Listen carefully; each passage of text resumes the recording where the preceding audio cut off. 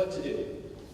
The first thing, we said we need to focus, we have to find the target, and that comes back to the motivation for diversification. Here, one of the things that we recognize is that diversification has to be thought of in a very broad context. Diversification can consist of investing in, if you will, financial assets in any of the international markets. The issue there is, again, can the global economy solve your problem entirely, how vulnerable are you? It can consist of somewhat new initiatives that we're beginning to see of actually making overseas investments. For example, we know that in Saudi Arabia, there are consortiums of firms that are now beginning to explore the possibility of investing in Africa in commercial farming in order to deal with the food security problem in Saudi Arabia in a different way. What's the balance between that and investing in a physical asset within your own country, which is the third? It comes back to the objective. To create employment, the first two don't do very much for you in the first instance. The third is the direct way of trying to generate employment opportunities. But if your concern is national security and food security, perhaps the more cost-effective way to deal with that is by overseas investment, as opposed to either piling up more assets or investing in farming within your domestic economy. So the target depends very much on the objective.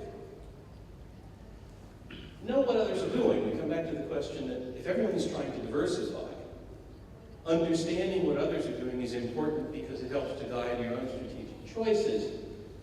Very importantly, I have here talk to the private sector, but we expanded that and said talk to the constituencies. And as we talked about Qatar, we could identify at least three. There is the private sector, both the domestic private sector and the international business community. There is academia and the technology sector, if you will, the knowledge sector. That's a very important one because it's generating ideas, it's generating commercial possibilities. It has to be linked to what the private sector is doing, what it aspires to do. There's the public administration. It has to be part of this process, and it has to be an equal partner in the conversation. And there's political leadership. And while we felt that each country needed to find its own way toward creating the means by which to have that conversation, having an organized and structured consultative process in which these constituencies were brought together, both to generate ideas and to act as a reality check on what everyone was doing in terms of the process, was very important. And then we came to the question of accountability. Without an accountability mechanism, it is very difficult to know if you're succeeding and how you're succeeding. And so two ideas here. One, transparent, comprehensive, and publicly available information. This comes back to the business of having the conversation among the parties. If you don't have a common basis for understanding what's to be achieved and what's been achieved, it's very, very difficult to involve those other elements in the decision-making process and to hold the people who are trying to implement the strategy accountable for what's going on. There also has to be a framework within which the government as a whole pursues this strategy. A point that was made by our colleague from Malaysia. In many countries, there's a disconnect between the fiscal and financial authorities and the planning authorities. And so the people who are trying to implement the diversification strategy are operating without the benefit of the knowledge and also the insights into the constraints that are faced by the people who actually have to finance the plan.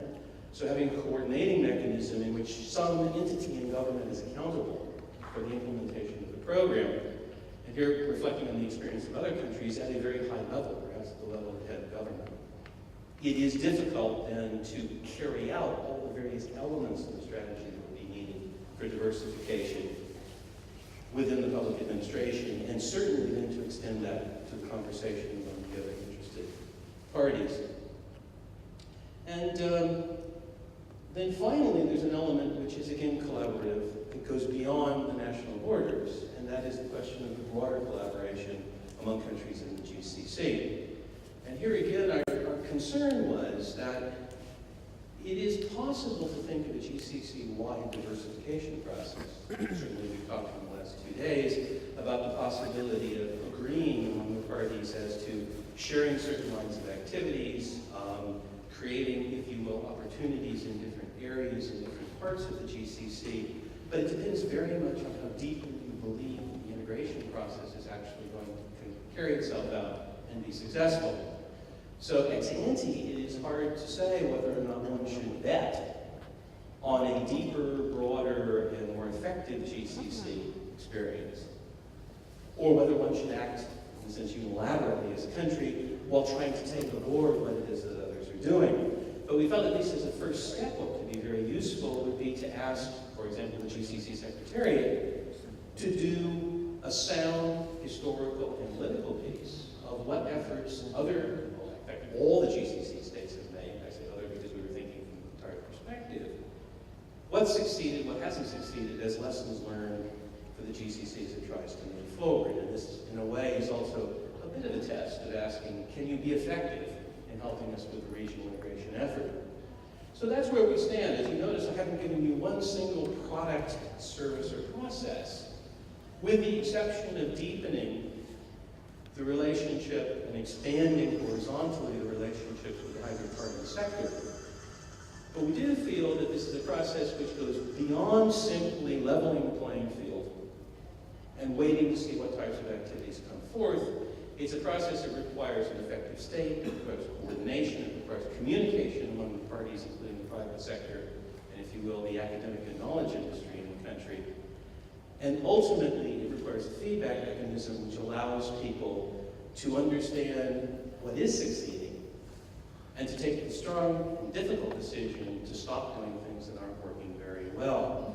So in that sense, we're advocating focus, we're advocating understanding why one is diversifying, and we're saying that something more than simply, if you build it, they will come as needed. But we're stopping a bit short of saying just exactly which activities and which products and which services are likely to be those that are the winners. Thanks.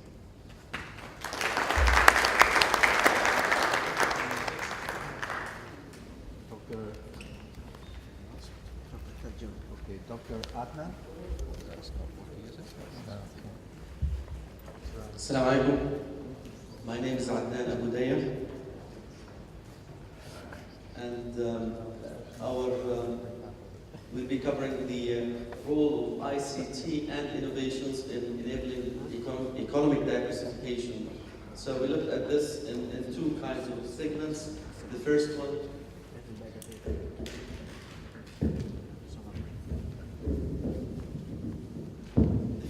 we looked at the ICT by itself as an enabler for economic diversification.